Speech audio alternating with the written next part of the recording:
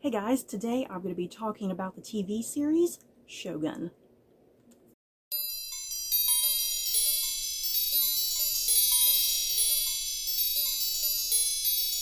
So, before I head into my thoughts and feelings on Shogun, just a quick warning. I do not plan on having any sort of spoilers in this video, though believe me, I would love to absolutely talk about spoilers. But yeah, for the purposes of this video is primarily meant to get people who have not even seen the show to watch the show, because I freaking love this show. But yeah, if you have seen the show, please, by all means, discuss it with me in the comments down below, the things that you loved. Maybe you didn't love it as much as me, that's okay. But yeah, I would love to have a discussion about this incredible show. So let's get going. Like I said, I don't plan on having any spoilers. I'm definitely going to try to steer clear as best I can. So yeah, as I said, let's get going here. What do you need to know about Shogun? Shogun is a 10-episode series that you can either watch on the FX network on your TV, or if you want to watch it through Hulu, streaming it that way. If you have no interest in subscribing to Hulu, please, but for the love of God, just get the free trial so you can just binge all 10 episodes of this show, please. So Shogun is about an English sailor named John Blackthorne who some stuff happens out at sea. There's like a bad storm and sickness that's going on his ship, and him and his crew wind up like marooned in 17th century Japan. Things gotta go downhill from there for John Blackthorne and his crew. The main figure of this area, he goes by the name Lord Toranaga. Lord Toranaga quickly kind of focuses and zones in on John Blackthorne, that John Blackthorne has some potential future use for him. Lord Toranaga is currently kind of in the midst of a power struggle with other neighboring like warlords and whatnot, and yeah, lots of crazy shenanigans going on between him and what is called the Council of Regents, and it's all highly intense and dramatic and insane, and I freaking loved it. My plot's synopsis is not really doing this show any good. But believe me when I say this show is absolutely freaking incredible. If you love anything taking place rather in like 17th century Japan, you need to watch this show, because I don't think there's enough material out there focusing on 17th century Japan. And the one word that comes to mind for this show, you guys, is the word perfection. Seriously, I'm not exaggerating. This show is absolute perfection. Right now, at the time of me recording this video, I got on IMDb really quickly so I can kind of write down some notes and like the actors and stuff. I was on IMDb, and the current rating at the time of me filming this video, the current rating for this show is a 9.0. That's practically unheard of on IMDb. On IMDb, most shows are rated anywhere from about like a 5 to an 8. So when I tell you that this show is absolute perfection, I mean it.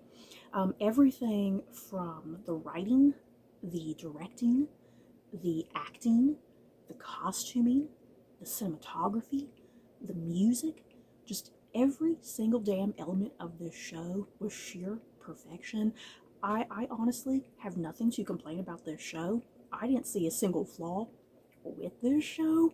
Now, that being said, I'm not entirely familiar with 17th century Japan. For all I know, there could be a massive amount of historical errors and inaccuracies in this show, but how this show kind of just went and proceeded, it felt very believable and natural to 17th century Japan. And just even through reading random reviews and historical analysis like from people who study Japan and historical Japan, like a lot of people are in pretty high agreement that this show is pretty damn accurate. Yes, there are a few little liberties taken here and there, yeah, for the sake of just kind of things kind of needed to be done a certain way. And yeah, for the most part, to my understanding, every single one of these characters are fictional, but they are based on some historical figure. And yeah, before I forget as well, this series is based off of a book series by James Clavell, and I didn't know this going into the show. I didn't even know it was a book series, to be quite honest, for starters. And then there was also like I think a mini series back in maybe the 70s or 80s, something like that. I didn't know there was another mini series prior to this. And something else that was just so spectacular about this show, I saw, once again, I saw just numerous other reviews mentioning this exact same thing, and it's something that I noted week after week after week watching this show, is that this show is very much about the story and about the characters. Yes, there are big action set pieces and big action sequences that do occur kind of randomly and sporadically throughout the season, but this show is not about that. It's not about the spectacle, as I've seen other reviewers kind of refer to it as. This show is all about the depth of the story and the nuance of these characters. And sometimes there were just characters sitting in a room, eating, having conversation and dialogue. And it would be that alone was the most action-packed element of the scene. No sword fighting or death or anything like that. It was just people one-on-one speaking to each other with witty wordplay and maybe hilarious commentary here or there. Yeah, there was one sequence, I'm trying to remember without kind of spoiling what's exactly going on in the scene. There's a scene, I think, maybe in episode 4 or 5, I can't remember quite which one, but it's just some characters sitting at dinner eating, and things kind of proceed kind of nicely. You think the dinner is going well, and then all of a sudden, the two men at the table, things just quickly escalate, and it gets heated, and it gets really tense. And then the women, in the meantime, are at the table, kind of just sitting there like watching back and forth, like, oh, something bad's going to happen here, and it does. It just gets wild and crazy from there. But that's what you're going to expect with this show. Just sometimes normal conversations happening, and then things just quickly go from there. Just something wild and insane happens within just the dialogue. People just arguing that way, or yeah, they get up and they're about to fight. I love that. I love the really tight, focused structure of this show, and that it's all about the story and the characters. Because as things are getting crazy by the end of this season, I mean, you really emotionally care for these characters. And yeah, like in episode 10 especially, well, 9 and 10, I'll say 9 and 10, in episode 9 and 10 especially, I mean, there were moments that I was sobbing. I was sobbing, and I was upset, and I was crying, and sometimes it was just kind of little things. Sometimes it was just really small, little itty-bitty details, and it would just really make me well up because I had that emotional connection to certain characters. I do have to highlight the humor of this show, the very unique, specific humor of this show. It's definitely not a show that you're going to be like, ha ha ha ha, like laugh out loud, It's just like small moments where a character might have some sort of witty retort or something, or some character might have just a look that they give another character. It's little small details like that where the hilarity and charm of these characters come out, and I love that. And yeah, the humor in this show is never out of place. It's always very natural, and it totally makes sense with some of these characters' personalities. Seriously, just let me repeat again the perfection of this show, because when we get to award season, like next year, like the Emmys and the Golden Globes, if Shogun is not nominated for every single category, like multiple times, I'm going to be very deeply upset and frustrated. This show is worthy of award potential and award wins. It is very much like Emmy worthy and Golden Globe worthy, in my opinion. I think every single one of these actors should be nominated in some sort of capacity. Realistically, they're not all going to be able to get nominated, but it's like I really hope the good majority of them do. Yeah, I really hope the acting gets nominated, and the writing and the directing and the music and the cinematography, just everything about this show needs to be nominated, and it needs to win, because once again, sheer perfection in my opinion. So just to highlight some of your main characters really quickly, I'm not going to go through every single character. I'm just going to kind of highlight kind of the 4 big characters. I'd be here forever if I was talking about every single character, but yeah, believe me, I would love to absolutely talk about every single character, because every single character is just so unique and compelling and interesting and dramatic. I love everybody. So yeah, one of your main characters is John Blackthorne. Like I said at the top of this video in the synopsis, John Blackthorne is an English sailor, and he's played by Cosmo Jarvis. I just really loved Cosmo Jarvis in this role. I don't think I've ever seen him in anything else. I know he was in one of the newest adaptations of Jane Austen's Persuasion, but I have yet to actually get around to that adaptation. I've heard it's not really that good. But yeah, Cosmo Jarvis, I loved his performance in this. He plays John Blackthorne with just such, I don't know, just such a, he plays John Blackthorne just such a compelling, interesting way. John Blackthorne is just so out of the loop what's going on. Once again, he's an English sailor. Queen Elizabeth is his queen, so here he is stuck in Japan. He has no idea what the language is, no idea what the culture is, and at the start of the show, Blackthorne is just so resistant and reluctant to even conform to anything, you know. All of the Japanese characters refer to him as the barbarian, obviously, but yeah, in his eyes, he sees them as like the savages, you know. And yeah, it's like he is quickly just put in his place, you know, like, you are the foreigner, you are the outsider in our world, so we're going to put you down here. He's so reluctant to just learn or do anything or even adapt to the culture and the customs. But just little by little with this show, whether he knows he's doing it or not, you know, little by little he's learning elements of the language so that way he can communicate in his own sort of funny fashion, you know. He does learn little bits of the language. He does kind of start conforming in certain little ways to the culture, and he starts to appreciate certain things about the culture. He's just such a really fascinating character, and I loved him immensely. And yeah, Cosmo Jarvis, I loved him. And your other main pivotal character is Lord Toranaga, who's played so spectacularly by Hiroyuki Sanada.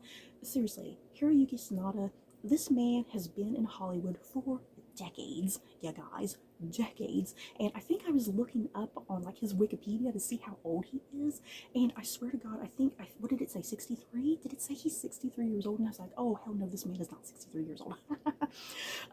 But yeah, he is still killing it.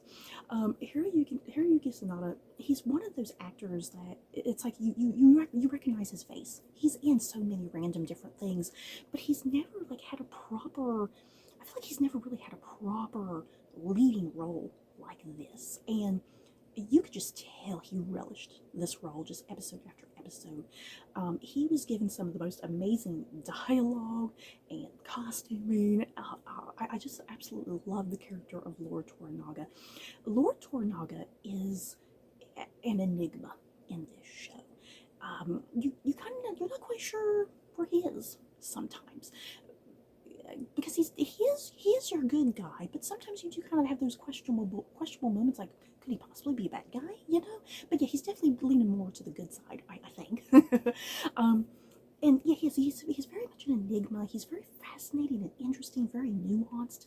And here's the thing you got to know about his character: he is always multiple steps ahead of his enemies. There's sometimes that you think he is down, but then you get these big huge reveals and it's like, oh nope, he's way up here, he's way up here, he's been ahead the entire damn time. And I love that with his character. He's just super intelligent, and you can see the wheels always turning in his brain, that he's constantly thinking, even when he's silent and he's not speaking and he's just staring at you with no emotion. You can tell those wheels are churning, and he already has a plan going. He already knows what the conclusion of something is going to be. And yeah, just Hiroyuki Sanada, damn, once again, this man needs to be nominated for award season. If he's not, I'm going to scream. And then your other main character is Mariko, Mariko? I think it's pronounced Mariko. I think that's how I kept hearing it in my head while watching the show. Lady Mariko. Lady Mariko is played by Anna Sawai.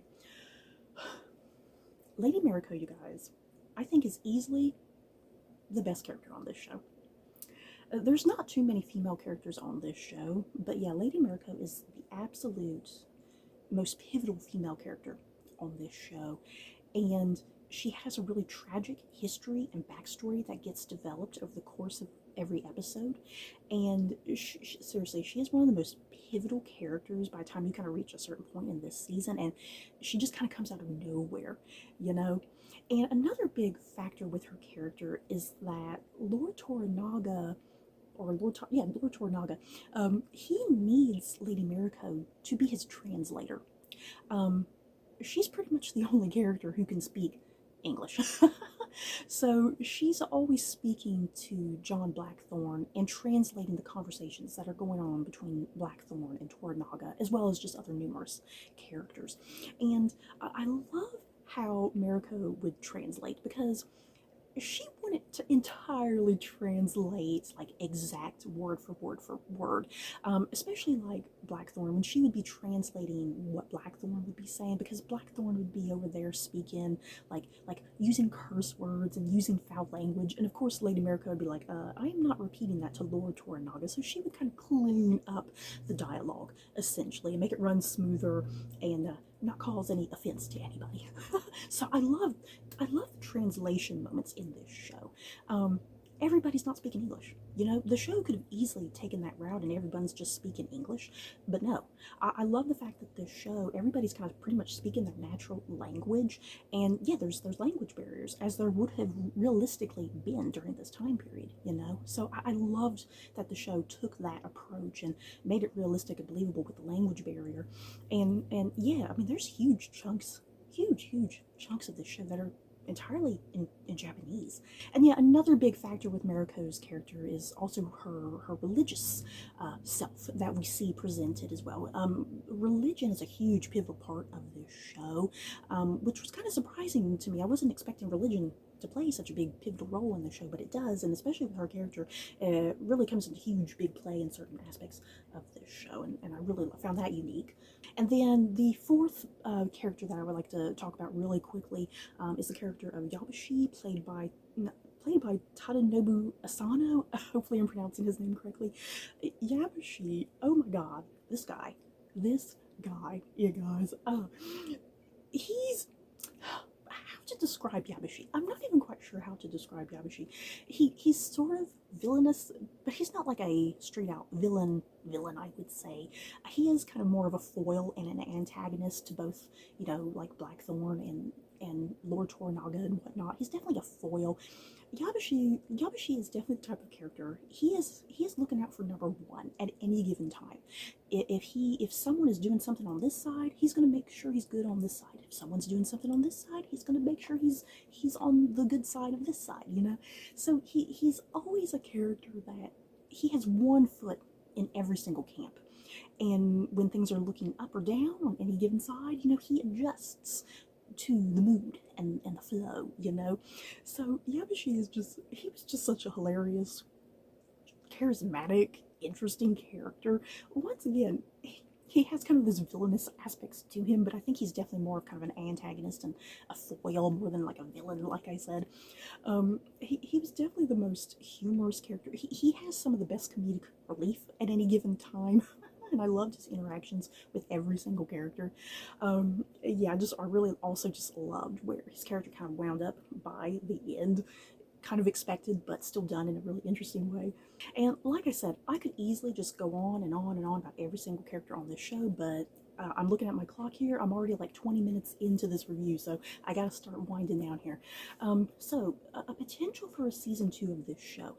I've seen that this first season covered the entirety of James Clavell's book. That being said, James Clavell, he does have a series of books, and they all kind of take place kind of in the same world, but like in different centuries and whatnot. So none of the books follow the same set of characters. So I'm hoping that I'm hoping all of James Clavell's books do get adapted under the Shogun name, you know, under the TV series name. I'm hoping they might perhaps all get adapted. You know, yeah, just we'll have a whole different set of characters and a whole different century or whatever.